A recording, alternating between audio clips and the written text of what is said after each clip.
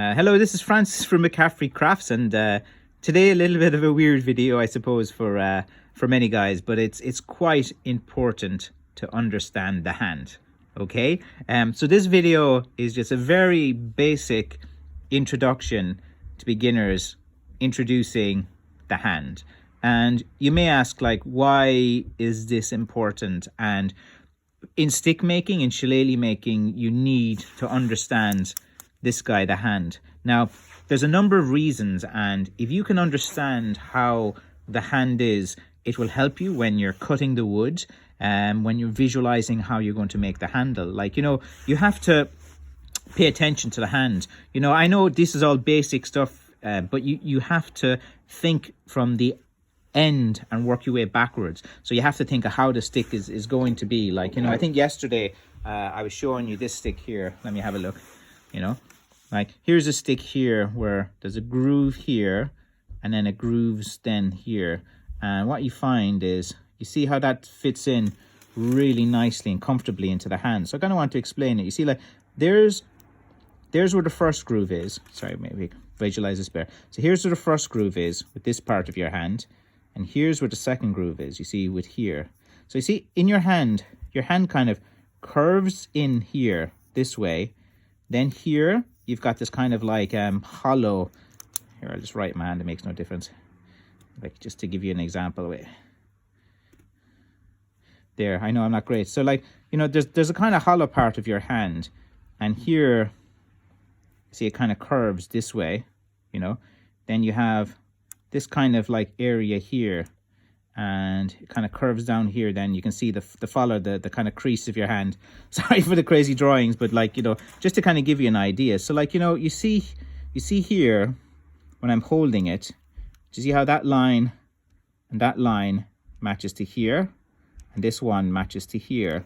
So when you're kind of, and you see how this little center part, like, you don't really need like a really large headed stick for your hand. Like, once the kind of ball shape kind of fits comfortably into this part of your hand, like, it fits in there quite nicely. But like, so just to kind of explain a bit more of this dynamic and go into a bit more of a deep dive on handles and walking sticks, because this is important. Like, you have to understand how the stick is. Now, like, with a root ball stick, it's pretty good because the root ball just fits in nicely into the center of your hand. So root balls are pretty good handles. And by root balls, I also mean knob sticks as well. So when you see a stick with a knob at the top of it, it usually fits in quite comfortably here. It curves here and curves here, so it kind of fits in nicely. But if you're quite an advanced like stick maker, and you kind of like, I know I'm doing this very rough and ready and after kind of, without any kind of, scientific background, but all you got to basically do is think about how your hand is. Every hand's like slightly a bit different as well, but more or less this is it. Like, you're always going to have this, which I suppose looks like a chicken leg. If you're going to KFC or something, look, there's your kind of like, imagine it's like a chicken leg.